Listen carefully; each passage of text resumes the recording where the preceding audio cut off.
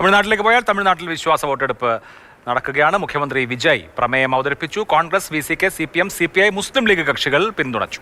KB Sreedharan വിവരങ്ങളുമായി. ശ്രീധരൻ, ADMKയുടെ ഒരു വലിയ വിഭാഗത്തിന്റെ കൂടി പിന്തുണ. അപ്പോൾ ഒരു ഭീഷണിയും ഇല്ലാത്ത സാഹചര്യമാണ് സഭയിൽ, അങ്ങനെ പറയാം.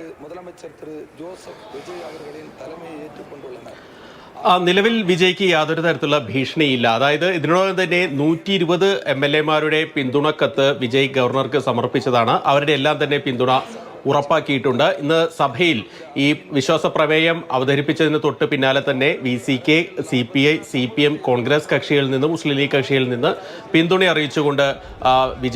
അറിയിച്ചുകൊണ്ട് നേതാക്കൾ പ്രസംഗിച്ചു. ഇപ്പോൾ ഓരോ കക്ഷികളുടെയും നേതാക്കൾ സഭയിൽ സംസാരിച്ചുകൊണ്ടിരിക്കുകയാണ്.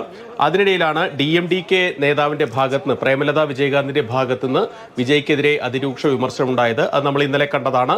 വിജയുടെ ഓഫീസിൽ ഒരു ജ്യോതിഷിയെ പ്രത്യേക പദവി, സ്പെഷ്യൽ ഓഫീസറായിട്ട് നിയമിച്ചു. അതിനെതിരെ എന്ത് സന്ദേശമാണ് നാട്ടിലെ യുവജനങ്ങൾക്ക് നിങ്ങൾ ഇതിലൂടെ നൽകുന്നത് എന്നുള്ള ഒരു വിമർശനം പ്രേമലത വിജയകാന്ത് ഉന്നയിച്ചു. സഭയിൽ വെച്ച് തന്നെയാണ് അവർ ഉന്നയിച്ചത്.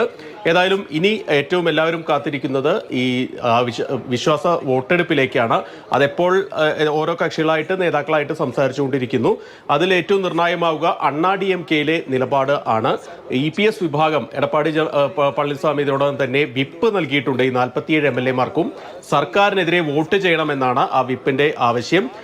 പക്ഷേ ഇത് അംഗീകരിക്കില്ല എന്നാണ് മറുവശത്തുള്ള CV ഷൺമുഖം, SP വേലുമണി വിഭാഗങ്ങൾ ആവർത്തിച്ച് വ്യക്തമാക്കുന്നത്. എടുക്കുന്ന നിലപാട് എന്ത്? ADMKയിലെ പിളർപ്പ് ഔദ്യോഗികമാകുമോ എന്നുള്ള കൗതുകം മാത്രമാണ്. വിജയ് അനായാസം വിശ്വാസ വോട്ട് നേടും.